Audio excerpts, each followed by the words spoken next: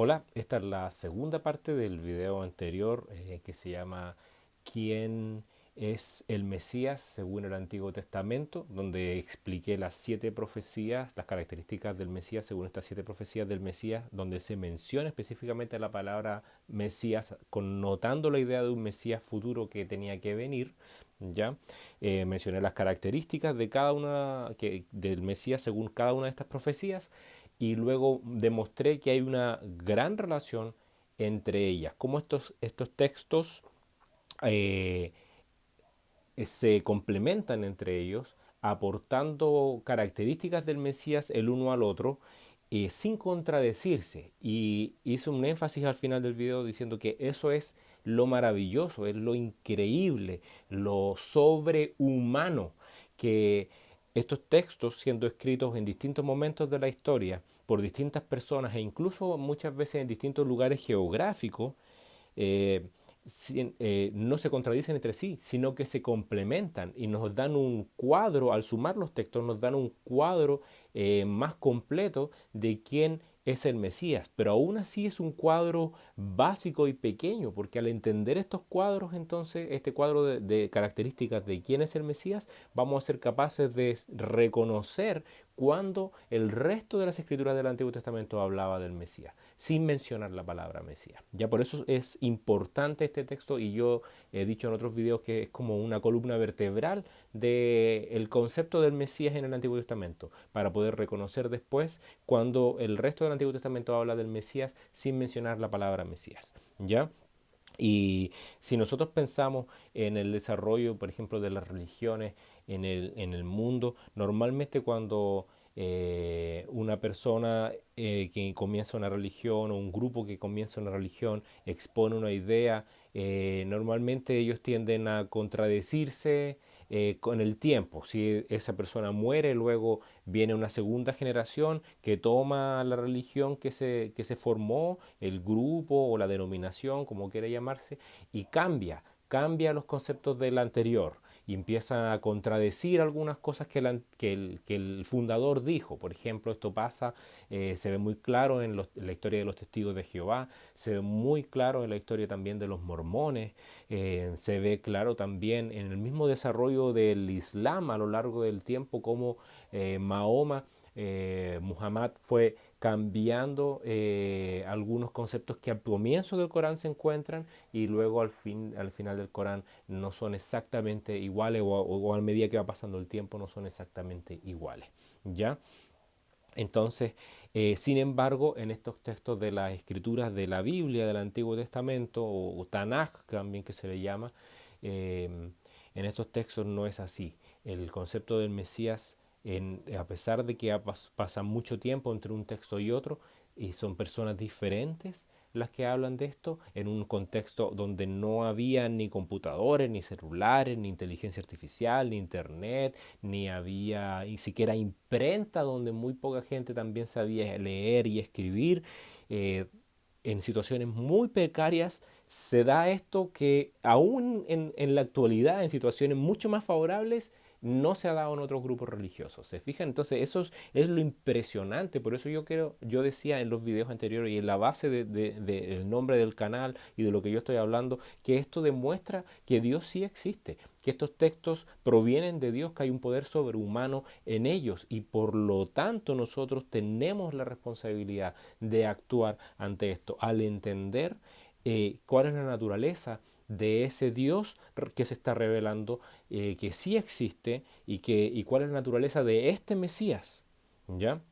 Ahora en este video entonces, como continuación del video anterior, lo que voy a hacer es explicar cómo el cristianismo del primer siglo y Jesús de Nazaret hablaron de un tipo de Mesías, hablaron de una identidad del Mesías que coincide con los textos del Antiguo Testamento y que no coincidía al 100% con lo que algunos judíos de su época pensaban sobre el Mesías y es mucho más distante aún de lo que los judíos actuales, a quienes se les ha confiado las escrituras del Antiguo Testamento, es mucho más distante aún el concepto de Jesús sobre el Mesías al concepto que los judíos actuales tienen. Incluso el judaísmo del primer siglo tenía un concepto del Mesías mucho más cercano al concepto de Jesús que el judaísmo de hoy en día ha cambiado radicalmente, ¿ya?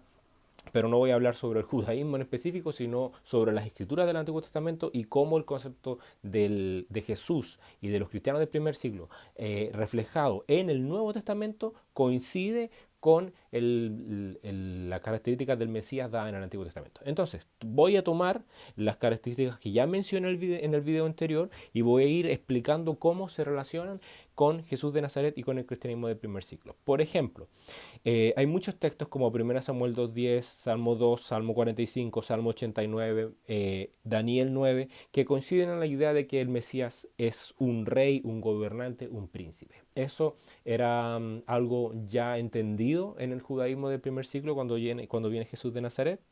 No era una cosa difícil de comprender, ¿ya? Pero la idea de que este Mesías iba a ser exaltado por Dios, iba a tener poder de Dios, como lo demuestra 1 Samuel 2.10, el Salmo 2, el Salmo 45, el Salmo 89, ya eso era también fácil de entender, era comprendido y esa era quizás la idea más sencilla de entender para ellos. Ellos esperaban un Mesías con estas características, ¿ya? Ahora, la idea de que el Mesías iba a ser bendecido para siempre, como lo muestra el Salmo 45 o el Salmo 89, la idea de que este Mesías iba a tener un trono que iba a ser eterno y para siempre, como lo dice el Salmo 45 y el Salmo 89, eso también era comprendido. Sin embargo, eh, no coincidía con la idea que Jesús traía respecto al Mesías cuando él empezó a explicar de que el Mesías tenía que ser levantado, dando a entender de qué muerte tenía que morir, ¿ya? A pesar de que Daniel capítulo 9 hablaba de que el Mesías tenía que ser cortado, dando a entender que el Mesías tenía que morir, al igual que el Salmo 89, cuando dice que serán acortados los días de su juventud, era un concepto que no era fácil de conciliar con la idea de que el Mesías iba a durar para siempre, pero sin embargo estaba. Entonces, ¿qué sucede? Que cuando nosotros tenemos dos conceptos que no son fáciles de conciliar entre sí, tendemos a anular uno y tratar de reinterpretarlo, ¿no es cierto? A veces es el camino correcto, pero a veces no. Hay veces que efectivamente hay dos cosas que parecen contradictorias entre sí, pero realmente no lo son y son conciliables. Ya sobre todo si estamos hablando de cosas que tienen que ver con Dios, que es quien pensó el mundo, el universo, quien nos creó y cuya inteligencia es muy superior a la nuestra. Entonces, no tenemos que asustarnos o sorprendernos si hay cosas que no coinciden con nuestro entendimiento, no entendemos a primera o segunda o 1000 veces que lo hemos revisado, quizás no es tan entendible para el intelecto humano, ¿ya? No hay que asustarse ante eso. Puede ocurrir. Ahora, pensemos también en que la idea de que el Mesías tenía alguna relación con el juicio de Dios sobre los adversarios de Dios y sobre los confines de la tierra, sobre las naciones, así como lo menciona 1 Samuel 2.10 o el Salmo 2 específicamente, ya, o incluso toca un poquito el tema del Salmo 45, eso también era algo entendido, ¿ya? Por los judíos, más bien algo muy esperado quizás, el hecho de que el Mesías viniese a hacer un juicio. Juan el Bautista, que introduce a Jesús de Nazaret, él menciona claramente que viene a juzgar, es decir, él dice va a separar el trigo de la paja, ¿no es cierto? Y va a quemar la paja en el fuego, dando a entender que viene un juicio, va a separar, ¿no es cierto? En realidad a los justos de los injustos, pero probablemente el concepto que había en la época de Jesús era más que al justo del injusto, iba a separar al pueblo escogido de Dios que era Israel del resto de las naciones. Ahí había un tema que les faltaba comprender a los israelitas de su época, que incluso a nosotros los gentiles, las personas que somos de los pueblos, de las naciones, que no son israelitas, también nos cuesta entender que la justicia para Dios es más importante que muchas otras cosas, más importante que la raza, más importante que el conocimiento que tú puedes tener respecto a Dios o respecto al tema. Tu justicia, como tú vives delante de Dios, si tú obedeces a Dios, eso es mucho más importante que cumplir con ciertos ritos, hacer ciertos sacrificios para Dios, hacer ciertas cosas. Dios se fija en el corazón y en la justicia del ser humano, y lo que Dios quiere es restaurar su justicia en el ser humano. No que vayas a la iglesia simplemente y te aprendas muchas cosas de memoria o que cumplas con ciertos ritos. Si tu vida no va acorde a la enseñanza de Dios, entonces de nada te sirve. De nada te sirve todo el sacrificio que tú haces. ¿Entiendes? Dios lo que busca es justicia, amor, misericordia, mansedumbre, humildad, paz, alegrarse en la esperanza de la vida eterna y menospreciar las cosas de esta vida con el fin de buscar el reino de Dios y su justicia. Todas esas cosas son las que Dios quiere lograr en el ser humano y hacia allá tenemos que apuntar. Ahora, eso está claramente explicado en el Antiguo Testamento, claramente explicado todos esos conceptos y sobre todo en el Nuevo, ¿ya? Ahora, que el Mesías iba a ser rey sobre los gentiles, es decir, sobre los pueblos que no eran israelitas, eso también se puede observar en el Salmo 2, cuando dice que heredará las naciones y los confines de la tierra, que iba a ser, que los pueblos o las naciones iban a estar debajo de él, es decir, que se iban a someter a él, ¿ya? Es decir, que él iba a tener dominio sobre ellos. Y también lo dice el Salmo 89 cuando dice que será el más excelso de los reyes de la tierra. Es decir, él va a ser más que el resto de los reyes. Como dice el Salmo 45, te ungí con óleo de alegría más que tus compañeros. Es el más hermoso de los hijos de los hombres. O sea, él iba a ser el más excelso ser humano. No solo el rey, sino el ser humano más excelso, más grande de toda la tierra. Por sobre el resto de los reyes. Por lo tanto, iba a tener un dominio sobre el resto de los reyes. Y esa idea, ese concepto que está explicado en el Salmo 89, muy similar a lo que dice el Nuevo Testamento cuando llama a Jesús de Nazaret Rey de Reyes y Señor de Señores, ¿no es cierto? Entonces el Nuevo Testamento abraza todos estos conceptos del Mesías que son algunos muy obvios, ya como que el Mesías es un rey y no solo cualquier rey, sino un rey de otros reyes y que domina sobre las naciones, sobre los pueblos y que juzga a los pueblos. Pablo dice claramente en Hechos capítulo 17 que Dios va a juzgar a los seres humanos por medio de Jesucristo, que para él era el Mesías y para mí también, ¿ya? Entonces, ese concepto está en el Salmo 2. Jesucristo es quien, perdón, el Mesías es quien, según el Salmo 2, va a juzgar a las naciones. Sin embargo, el juicio viene de Dios, pero lo hace por medio de su Hijo, por medio del Mesías, ¿ya? Ahora, eh, esto no es simplemente no implicaba simplemente destruir a las naciones, como quizás se pudo haber pensado con una mala lectura de la escritura. Esto implicaba más que eso, obviamente destruir al que no se sometía a Dios, pero implicaba también dominar, es decir, que las naciones se sometiesen a Dios, que obedecieran a Dios, ¿ya? Y lograr eso tiene 100% relación con Isaías 61 cuando dice que Él va a transformar a algunos hombres en árboles de justicia.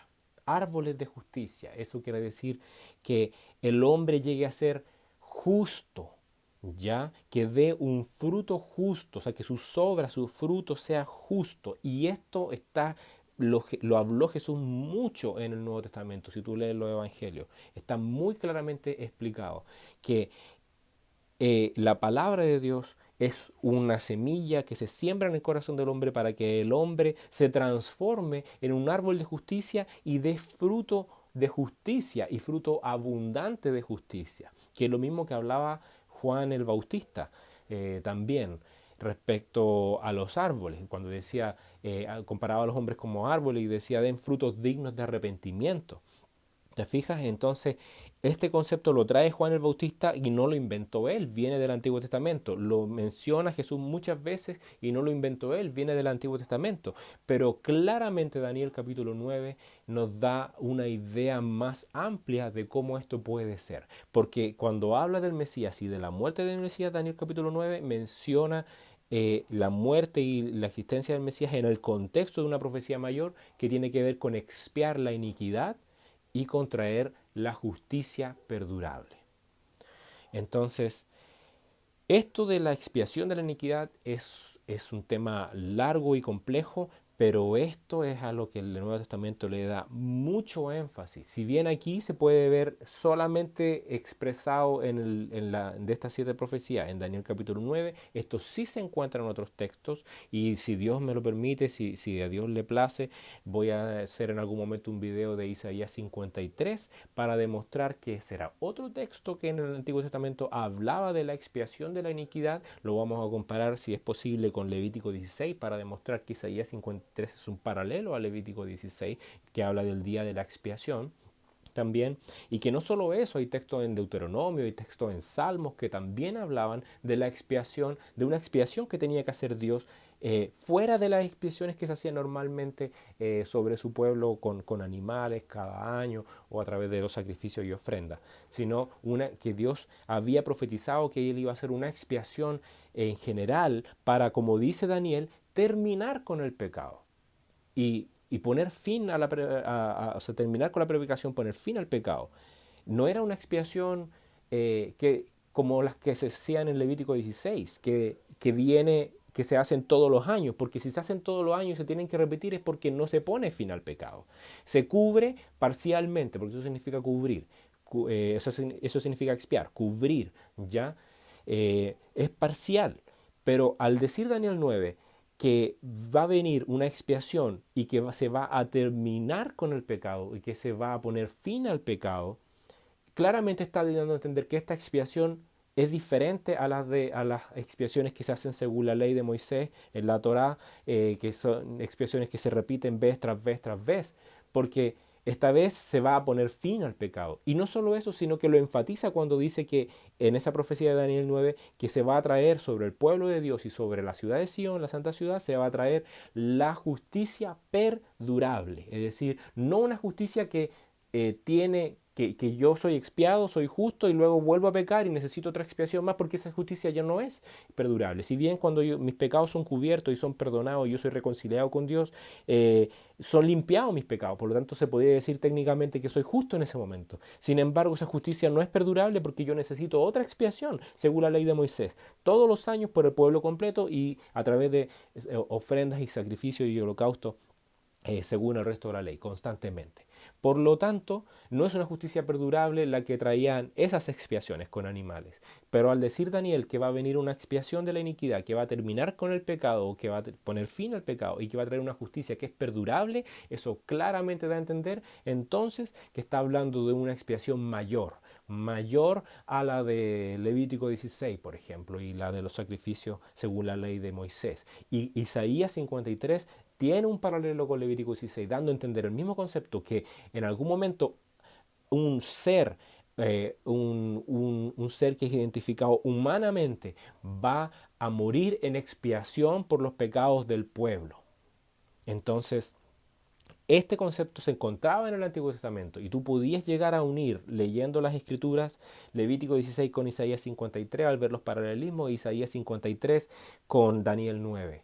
Y darte cuenta que se esperaba, Dios estaba profetizando que iba a venir una expiación que iba a poner fin al pecado de una vez por todas y que iba a traer una justicia perdurable. Y ese concepto está muy explicado en el Nuevo Testamento. Los cristianos hablaban demasiado de esto, sobre todo el apóstol Pablo tiene cartas completas como el libro de Romanos, por ejemplo, o Gálatas, hablando de que a través de la expiación del Mesías, que aparece también en el Nuevo Testamento, la palabra expiación aparece como propiciación, porque es lo mismo, ya en el griego la palabra que se ocupa para propiciación es la misma palabra que se ocupa para expiación y el Nuevo Testamento fue escrito en griego. Entonces tú puedes ver textos como Romanos 3:25, Primera de Juan 2:2, Primera de Juan 4:10, que hablan de que Cristo murió en expiación por nuestros pecados. Eso quiere decir que que dicen que Cristo murió en propiciación por nuestros pecados. Eso significa que Cristo murió en expiación. Es lo mismo decir que Él es la propiciación por nuestros pecados a decir que Él es la expiación por nuestros pecados.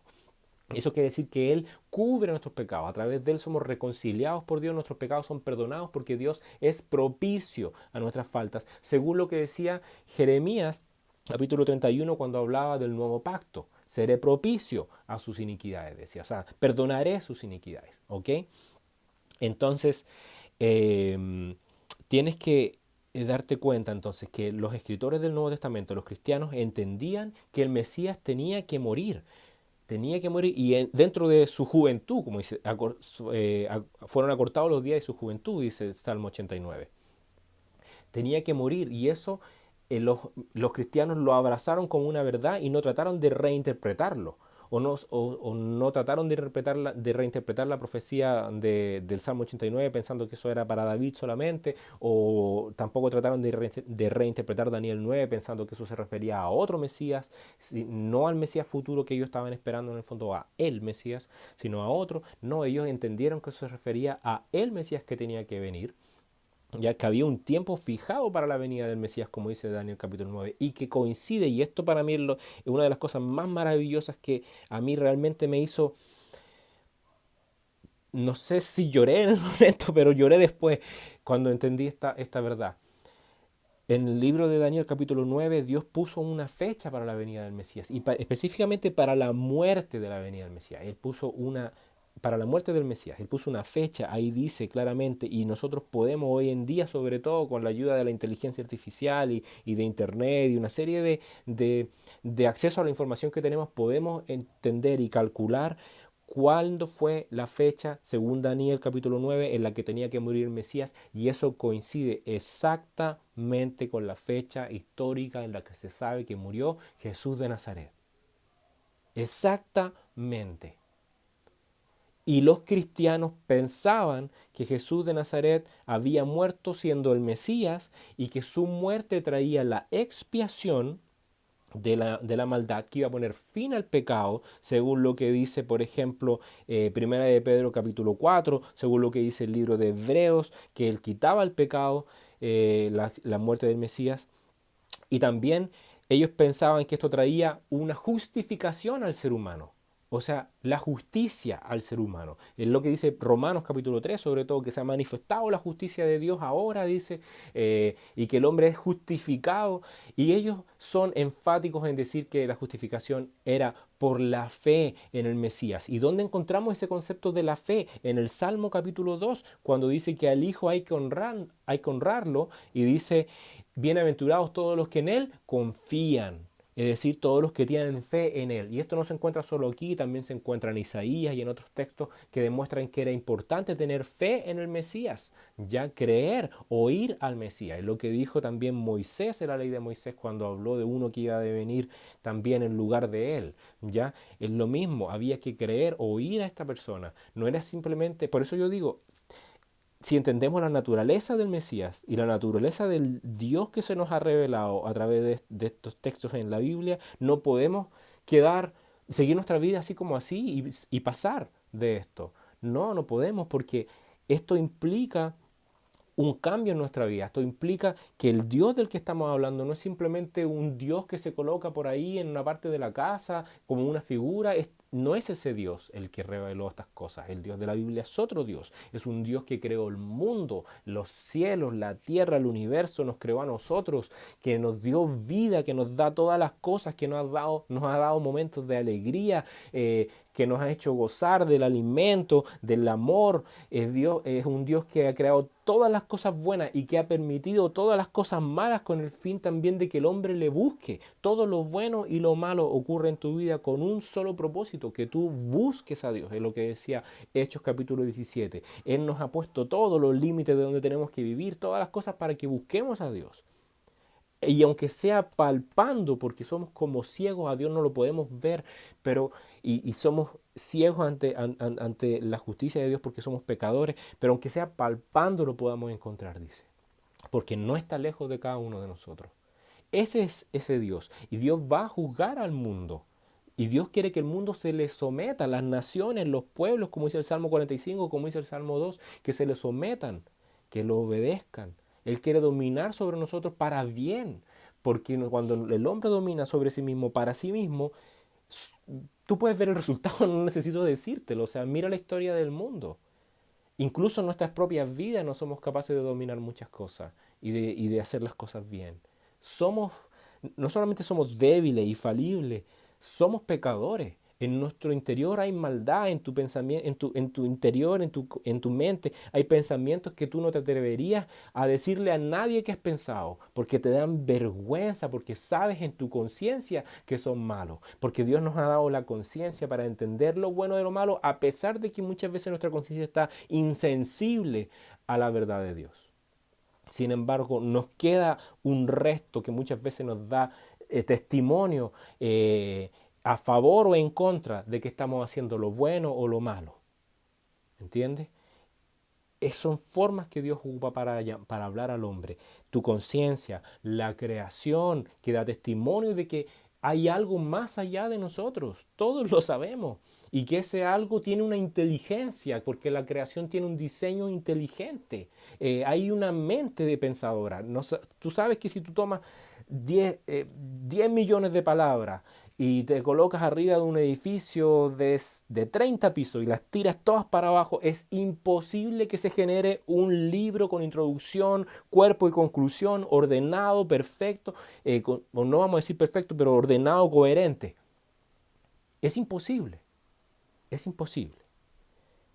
Entonces pensar que toda esta creación, que claramente tiene un orden, la Tierra no está más cerca del Sol porque si no nos destruimos, no está más lejos del Sol porque si no tampoco es posible la vida, está en un punto exacto, tiene una inclinación exacta, la vida ocurre siguiendo un patrón, podemos ver eso, hay una inteligencia detrás. Esto no ocurrió por coincidencia. La ley de la entropía, que es una ley que existe en la naturaleza, que nosotros la hemos descubierto, nos muestra que todo tiende al desorden. Y sin embargo, este mundo mantiene un orden en el tiempo, a pesar de que la tendencia es el desorden. Entonces, no podemos pensar que todo esto ocurrió por casualidad y que el orden que existe es simplemente una casualidad, sino tenemos que darnos cuenta que hay una mente inteligente detrás. Y ese es el Dios que se nos ha revelado. Y nosotros vamos a dar cuenta ante ese Dios. Y eso es lo que dice en esta profecía. Él nos va a juzgar a través del Mesías por las cosas que nosotros hayamos hecho. Y a Dios le importa más que nuestro estatus social o los sacrificios que nosotros podemos hacer, o si de repente hacemos buenas obras y a veces no. Dios nos va a poner en una balanza lo bueno y lo malo, y si hiciste lo bueno, pum, para el cielo, y si hiciste lo malo, pum, para el infierno. No, eso no es así. Eso no es lo que expresa la Biblia, las escrituras del Antiguo Testamento ni las del Nuevo Testamento. Dios restablece su justicia, te quita el pecado, pone fin al pecado en tu vida, termina con el pecado, expía tu iniquidad, cubre tus pecados y te trae justicia, y una justicia eterna, perdurable, a través del Mesías. Y esa justicia se relaciona con su muerte. Es necesario, como decía Pablo en Hechos 17, 1 al 3, es necesario que el Cristo, que el Mesías, el ungido, muera por los pecados. Era necesario que muriese y que resucitase. Y Jesús es ese Mesías. Y solamente por confiar en Él es posible que el ser humano reciba esa expiación y se salve. Solamente por la fe en Él, por confiar en Él, como dice el Salmo 2, es posible que esa justicia perdurable venga en el hombre. Porque si no es por la fe y se trata por mi capacidad que yo pueda tener de hacer buenas obras o a través del conocimiento, de yo leer muchas veces la Biblia y de buscar a Dios y aprenderme cosas de memoria, si fuese por eso, mi justicia no sería perdurable. Porque yo en mi naturaleza, yo no puedo ser perdurablemente justo. Yo voy a pecar, yo voy a equivocarme. El pecado y la justicia son contrarios. ¿Te fijas? El pecado es injusticia, según lo que dice la Escritura. Entonces, la justicia perdurable tiene que ser algo, como dicen algunas personas, imputado sobre el hombre. Tiene que ser algo que viene por gracia. De hecho, eso de la gracia está en el Salmo 45, cuando dice que en sus labios hay gracia. Y también dice que Él viene cabalgando sobre palabras de verdad. ¿Recuerdas tú lo que decían los cristianos en el libro de Juan, en el capítulo 1, en el versículo 16, si no recuerdo mal, cuando dice, la ley fue dada por medio de Moisés, pero la gracia y la verdad vinieron por medio de Jesucristo?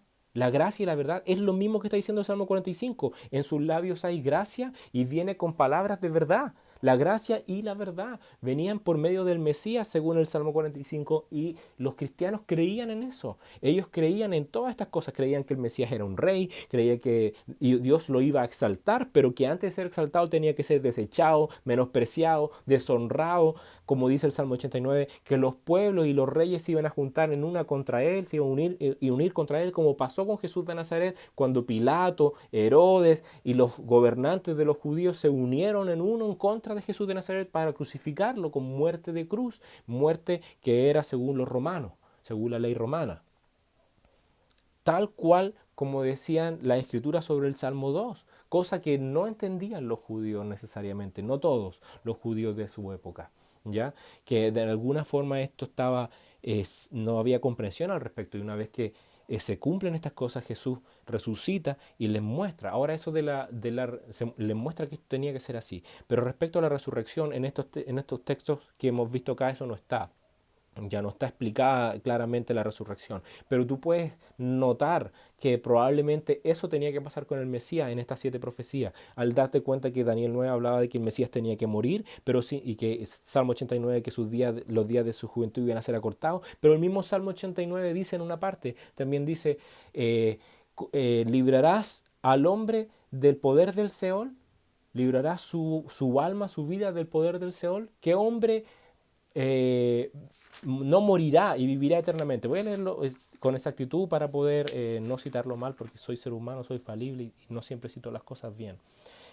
Hay una parte que dice en el Salmo 89, 48, ¿qué hombre vivirá y no verá muerte? ¿Librará su vida del poder del Seol? El Seol era el lugar de los muertos en el Antiguo Testamento. Esto es exactamente lo mismo, lo dice en el contexto de un Mesías desechado, en el contexto de un Mesías menospreciado, deshonrado, que sus enemigos lo iban a vencer, que iban a ser acortados los días de su juventud, y de repente dice esto. ¿Qué hombre vivirá y no verá muerte? ¿Librará su vida del poder del Seol? Y luego el Salmo 16, hablando David nuevamente, dice, librarás, no dejarás que tu santo vea corrupción, y librarás mi alma del Seol. Salmo capítulo 16. Nuevamente hablando David. Por eso te digo, si tú entiendes que David era una figura del Mesías, te vas a dar cuenta que no todos los textos que David escribió hablaban sobre sí mismos, ¿ya? Y no todas las veces que se mencionan a David se refería necesariamente a esa persona física que existió en ese momento de la historia, sino que a veces David hablaba sobre el Mesías, porque las promesas del Mesías se atribuyen a David muchas veces. Cuando dice, porque no dejarás, el Salmo 16:10, no dejarás mi alma en el Seol, ni permitirás que tu santo vea corrupción. David murió y su alma quedó en el Seol, porque no resucitó después de morir. Murió y su sepulcro permanecía hasta los días de Jesús de Nazaret. Sin embargo, él no habló esto respecto a sí mismo, sino que como David era figura del Mesías y como las promesas, las bendiciones profetizadas sobre el Mesías se atribuían a David, por ejemplo en el Salmo 89 y en los otros textos que he mencionado, ya, David habló esto respecto al Mesías, a que el alma del Mesías no iba a ser dejada en el Hades. Por eso no era contradictorio pensar que el Mesías tenía que morir, pero sin embargo iba a reinar para siempre, como creían también los cristianos, porque entre medio de eso había una resurrección. Primero venía, como expliqué en el video pasado, la deshonra del Mesías y luego venía la honra, ¿ya? Entonces, a la honra precede la humildad, como dice el libro de Proverbios 2 veces. Lo mismo iba a ser con el Mesías. Primero una deshonra, una humildad, un Mesías humilde, como dice el Salmo 45, que él trae palabras de humildad, y luego un Mesías glorioso, ya con toda la gloria que viene después. Ahora hay mucho más que decir al respecto de eso, por conceptos de tiempo no voy a entrar, pero en otros videos más voy a empezar a ahondar un poquito más en estas cosas y en otras profecías respecto al Mesías, pero quiero que vean ustedes que el concepto que Jesús de Nazaret tenía respecto a un Mesías que tenía que morir y que su muerte se relacionaba con la expiación del pecado, con poner fin al pecado, con traer una justicia perdurable, con volver al hombre en un árbol de justicia, con un Mesías que tenía que predicar, proclamar, publicar buenas noticias de libertad a los cautivos, no los cautivos que estaban presos por por otras naciones en una cárcel física, sino presos del pecado, que todo esto se trataba de salvar al hombre del pecado, porque el hombre no podía ser salvo si no nacía de nuevo, porque el problema del hombre estaba en la naturaleza del hombre. Dios tenía que rehacer al hombre y transformarlo en otro árbol distinto. El hombre era un árbol que daba mal fruto. Dios tenía que cortar eso y transformar al ser humano en otro árbol de nuevo, hacerlo nacer otra vez para que sea un árbol de justicia, porque ese era el fin de la venida del Mesías. Expiar la iniquidad, traer la justicia perdurable sobre el ser humano y sobre todo aquel que iba a terminar siendo después de su pueblo, porque todos aquellos que confían en el Mesías y que lo honran, ellos son su pueblo, porque ellos se someten al dominio del Mesías. Aquel que no cree en el Mesías, que no lo honra, que no confía en él, que no se somete ante él, no es de su pueblo y va a ser juzgado, va a ser juzgado. Hay un día para eso, el día de la venganza. Pero nosotros se nos ha proclamado el año de la buena voluntad de Dios, para que nosotros seamos perdonados, para que hallemos favor ante Dios, propiciación, que Dios sea propicio a nosotros. Y el día de la venganza está en el futuro, hay un día establecido para que los hombres sean juzgados por medio de Jesucristo, el Mesías. ¿Ya? Todo el concepto que tenían los cristianos del Nuevo Testamento, todo lo que se escribió en el Nuevo Testamento, todo lo que Jesús dijo, coincidía exactamente con las características de este Mesías mencionado en estas profecías del Antiguo Testamento, en estas 7 profecías. Muy bien, vamos a dejar aquí el video. Revísenlo, véanlo más de una vez, vean los videos anteriores, vean los videos donde hablo de estas profecías, cada una en específico, para que puedan entender más, pero sobre todas las cosas, ora a Dios, ora a Dios. No te quedes, esto no es información, la información no salva al ser humano, es Dios quien puede salvar al hombre. Ora a Dios, pídele a Dios que te salve de tu pecado. Cree en Jesucristo, cree en el Mesías. Jesús es el Mesías profetizado en el Antiguo Testamento y murió para salvarnos de nuestro pecado y resucitó al tercer día, como decían otras escrituras del Antiguo Testamento, para traer sobre nosotros la justicia perdurable. Arrepiéntete y ten fe. Arrepiéntete de tus pecados, humíllate, humíllate y Dios te va a exaltar. Primero es humillarse y luego es ser honrado por Dios. Pero si tú no haces eso y quieres vivir tu vida a tu manera y no te sometes al Mesías, no te sometes al dominio de Dios por medio del Mesías, sino que tú quieres ser tu propio rey y ser tu propio gobernante sobre tu vida, puedes disfrutar de muchas cosas en esta vida. Probablemente lo vas a hacer. Eso dice el Salmo 73. Pero un día vas a descubrir que tu fin no va a ser bueno. Y hay consecuencias también en esta vida sobre las cosas que nosotros vivimos. Pero hay un día en el que Dios juzgará los secretos de los hombres por medio de Jesucristo, mi Señor.